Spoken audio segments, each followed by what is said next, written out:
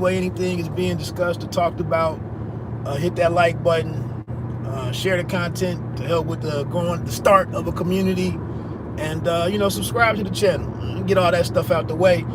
I'm gonna talk about checking out the Pistons last night. I believe that was the second game for the squad.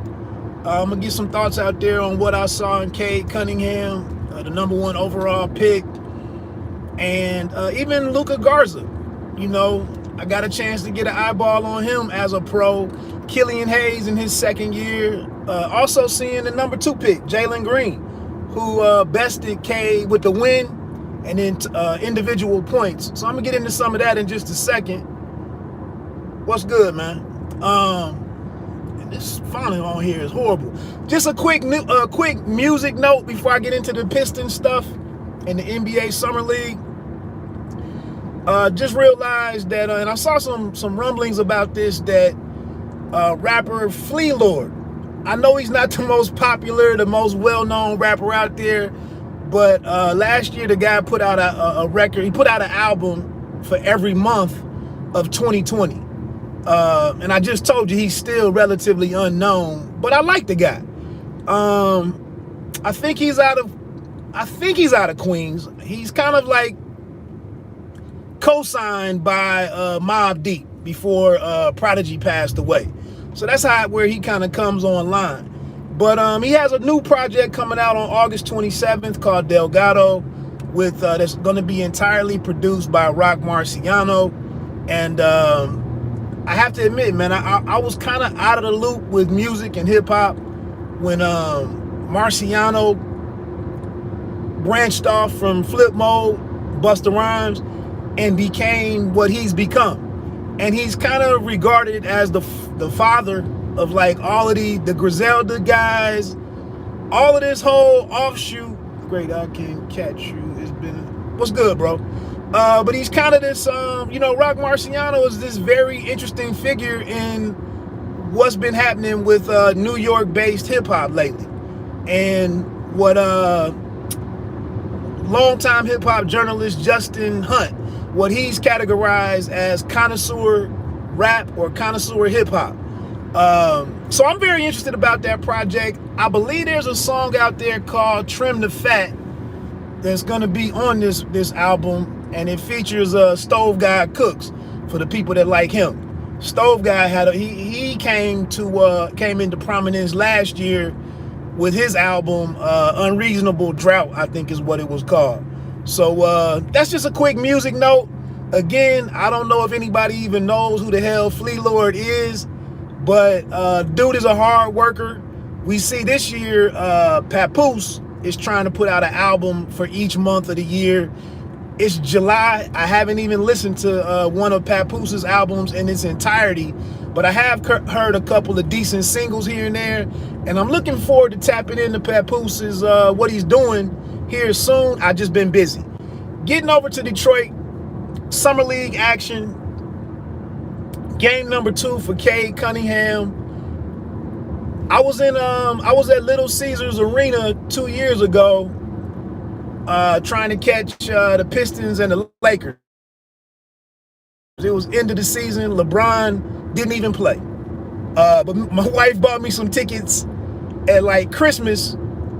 At Christmas time, the game wasn't until like end of February or March or something. And by the time we got around to that game and the Lakers came to town, LeBron was coming off an injury or something and didn't even suit up.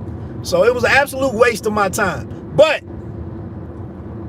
Little Caesars Arena is spectacular. I mean, the environment was dope. And I was just sitting there like, man, this arena in the city of Detroit really needs a superstar. At least a Dame Lillard type individual that the city can rally around. The team can be competitive. It can be relevant. Maybe, you're not a top 4 seed and whatnot. Maybe you don't have a big 3 and whatever. But at least the community can rally around the team, and you can get on a national game on the weekends here and there. And I think Cade Cunningham, from what I saw last night, I think he could be the start of that. I'm not going to sit here and say the man is all NBA caliber and whatever. I'm not suggesting all of that, but I think with his size, his height, he plays defense. He can score. He shoots from behind the arc pretty well. They went overboard trying to show you his communication skills and leadership skills out there on the court. I think he can be the guy to help turn things around, and you can begin to put the pieces. And actually, the pieces are already there. If you saw the 3 guys who were brought in last year, I know Killian Hayes didn't blow us all the way. He had some injuries and whatnot. But it's some foundation is there, and Troy Weaver has the team going in the right direction. Casey's still on board as head coach, and I'm optimistic. So like I said, just speaking of Cade Cunningham, seems like a professional point guard, at least, at a minimum. I'm guessing the dude can average between 15 and 19 points a game next year, to be honest. Like I said, he can shoot the ball from behind the arc. He can shoot the mid-range game. He seems strong enough to get into the lane, draw some contact, and be able to finish in traffic. I can't tell really how explosive or dynamic of an athlete he is just yet. But like I said, at 6'8", with the wingspan and all of that, he doesn't have, and he's not a thick guy the way that Stanley Johnson was, who wasn't a good leaper whatsoever. He just seems like the type of perimeter player that you need right now to be successful. So I'm optimistic. He obviously, he ran the team well. He's only been working with these guys a couple of weeks now, but seemed to have a good rapport with everybody. Coming out of Oklahoma State, it's not the same cachet as some of the other number 1 picks throughout the years and whatnot, but I like what I saw. And it's only game 2. But like I said, he was playing defense. I think he got a steal or whatever, a couple of steals, breakaway steals and whatnot. So he's in the passing lanes, getting hands on balls, deflections, and I was impressed. Getting over to Killian Hayes, I really wasn't checking for him last night. I know it's still up in the air about who's going to run the point, who's going to bring the ball up, who's going to call the plays, who's going to get them into the sets and whatnot. Killian Hayes has to go to work. He has to develop. And that'll come down to Coach Casey getting that going and figure out, they give you the groceries. You got to figure out how to make a good ass meal with it. So I don't have a complaint against Killian. He's just going to have to figure it out. Luka Garza could have been a real steal. And when I look at Garza, I'm looking at like Lopez a couple of years ago for the Milwaukee Bucks. Can he shoot the 3? Can he be a space guy? He looks like he can shoot free throws pretty good, so he can be in the game late. I know he lost 20 pounds, maybe 25 pounds. He's still not the most fleet of foot guy, not the best leaper.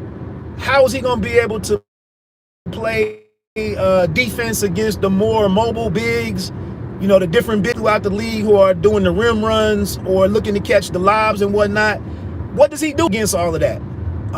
Is he going to become more physical to be able to be kept on the floor? Like, it's up to him to figure it out and what he's willing to do to be a part of the NBA. He can pass the ball, and I got into this conversation 2 days ago with a guy on Instagram about Nikola Jokic being slow and still being the focal point on the team and yada, yada, yada, yada. And I get that.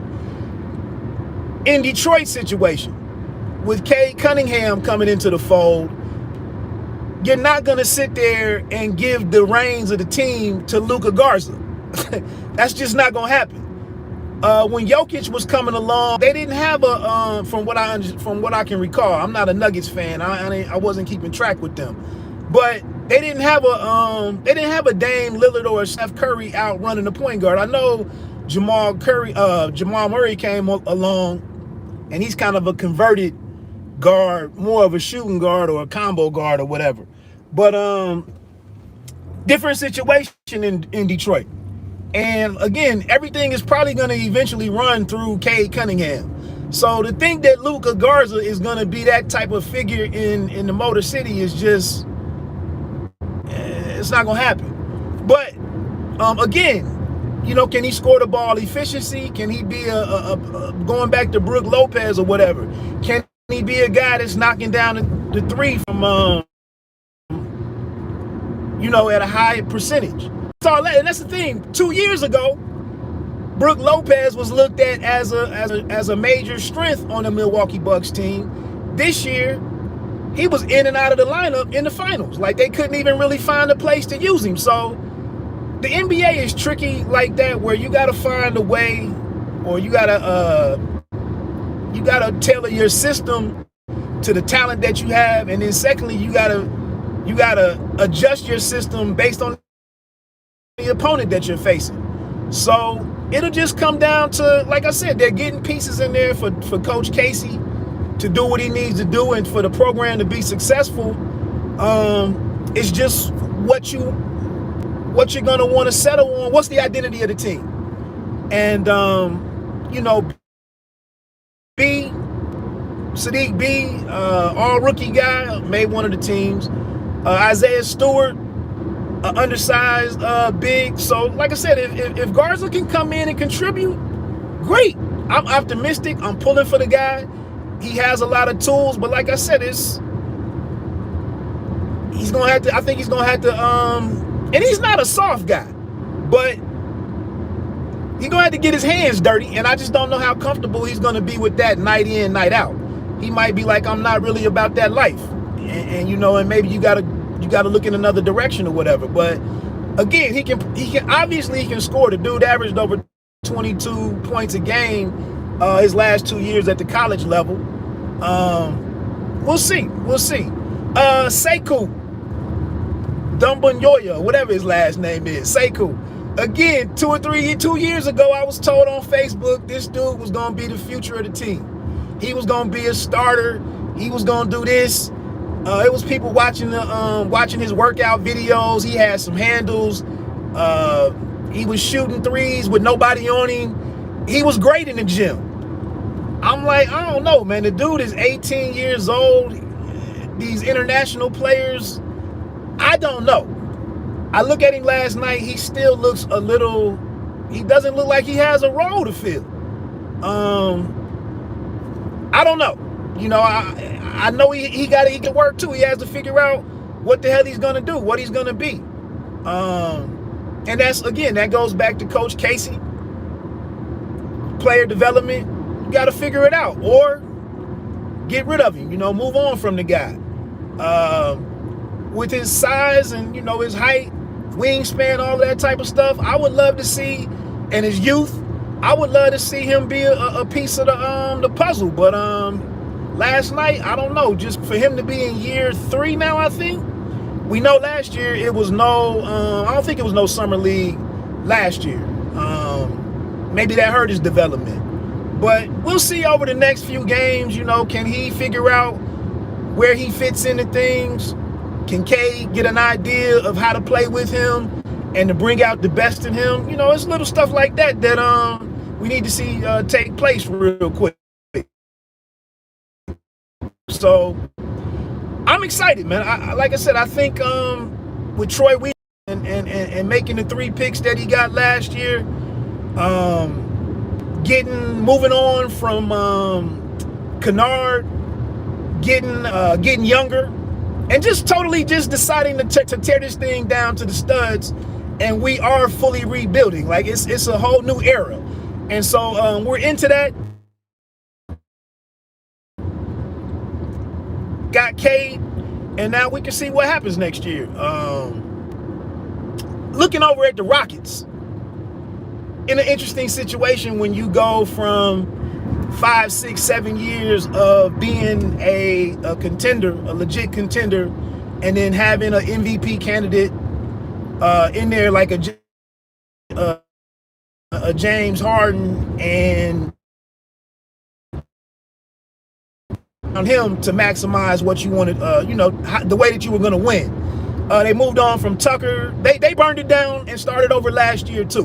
We know they had CP3 in there for a year. They had Russell Westbrook there for a year. Now they're young. Jalen Green, even though he had 25 points, I mean, a lot of that came from the free throw line. I didn't kind of get a sense of what his game is really about, other than being athletic. He can put the ball in the hole. It's great that I think at one point he was 10 of 11 from the free throw line. He has a much different role on that team than what Cade Cunningham is going to be for the Pistons. So I didn't really do a one-to-one comparison. I don't really have no one-to-one thoughts. I'm tripping off this dude being upset at Detroit. Like, Detroit has been so irrelevant the last 10 years, and that's what's put a battery in his back, is that every time he faces Detroit, which he's in the Western Conference, but every time he faces Detroit, he wants to remind them of what they passed on. I don't look at it as they really passed on him. I mean, they had to make a decision with the #1 pick. They went with a guy that fit where they were going. But I know ego comes out. You want to be the #1 pick. But I thought he looked pretty decent. Got off to a bit of a slow start.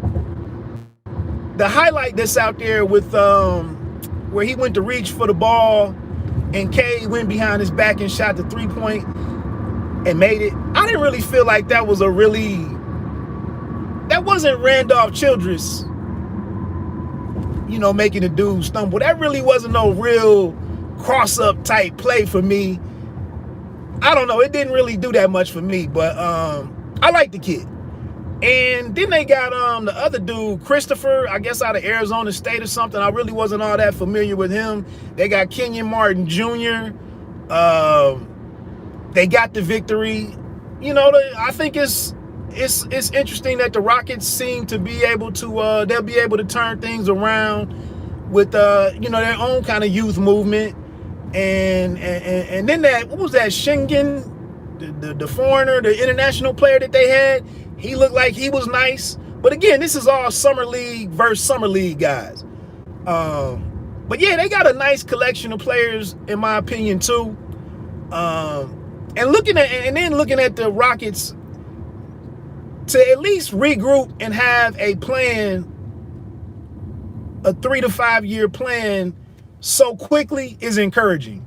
Like I said, the Pistons were just toiling in the cellar dwellers in the East for several years with Reggie Jackson not being a great floor leader. To me, if you're the point guard and you can't average more than 4 assists, I don't really consider you my point guard. Even Blake Griffin was averaging like 5.5 assists. I just never understood how Reggie Jackson could be running the team and the dude was having like 4.2 assists. I just couldn't get over that. And he really wasn't scoring the ball the way that you saw him do it in the what was that, the Western Conference Finals and whatnot. So anyway, they just had, when Stan Van Gundy was there, it was messy. So anyway, I think that's a shout out to that's a testament to the Houston Rockets and that organization. And yeah, you move on from James Harden and blow up, a contender, but you stack up them draft picks and you get some new guys in there, and I think they got something to run with next year.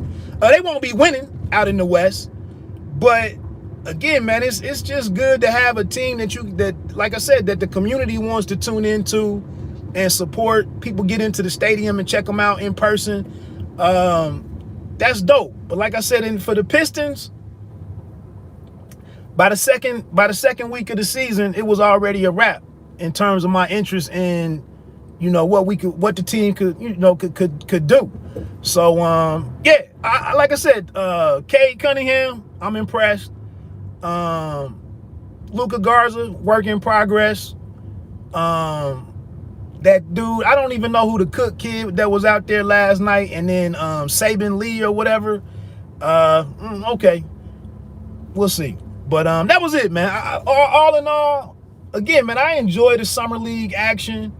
It's great to see some of these collegiate guys, and now you got the G League select team, or what do they call it, the G League after dark, or whatever it was, at night, whatever that was. But you got the high schoolers who are going straight to the G League.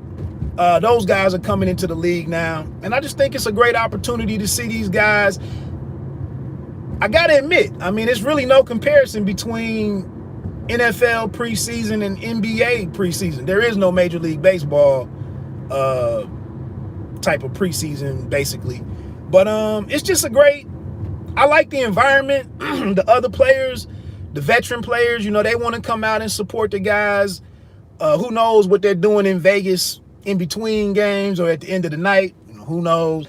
But I just think it's like I said, the G League the summer league basketball has been a very interesting product for the NBA. And this, like I said, again, this is my 3rd or 4th year really focusing on it and enjoying the action. And we'll see what happens. So anyway, let me get on off here again. Check out that Delgado album from Flea Lord on produced entirely by Rock Marciano on August 27th. Couple of features on there. I think it's only like 9 or 10 records. Like I said, with Flea Lord putting out 12 albums in 2020, with that culminating in his final album in December, I want to say was an homage to Prodigy of Mobb Deep. Havoc produced all of that album. If you didn't catch it, if you did like Havoc's production for Mobb Deep when they were in their heyday, the album was pretty dope, and it was really for me as a hip hop head and as a producer fan, it was really great to see Havoc back involved in the game the way that he was last year. Havoc also had a really standout single on Conway's album, From King to a God. I think that's what it was. From a king to a god. He had a joint on there that actually featured Flea Lord and like 2 or 3 other cats, but it was one of the stronger singles on that project. And like I said, it was good to see Havoc be active, and I always respected Havoc as a producer on music, and obviously does the obviously raps. And so I like the dudes who wear both hats. That's real artistic to me. And I don't know, it comes out in a couple of weeks. It's crazy, I think Flea Lord might only have one other album out or one other project out this year after doing 12 last year. So honestly, I like the fact that he slowed it down. And I didn't expect him to do the same thing in back years. And to be honest, these guys that are putting out 4 and 5, 6 projects a year, that's just how weird hip hop is right now. That's the type of that's how music is released. I mean, it's hard to even sit with these albums and really take them in and appreciate them and enjoy them and whatnot when they release so frequently and whatnot. But anyway, that's it, man. Let me get on off here and grab something to eat before I go into this office. Thanks for rocking with me for a minute. Those of you that were out there, appreciate the person to hit that like button. Again, pay me no mind, sports and entertainment. You don't have to be great to start, but you have to start to be great. Peace.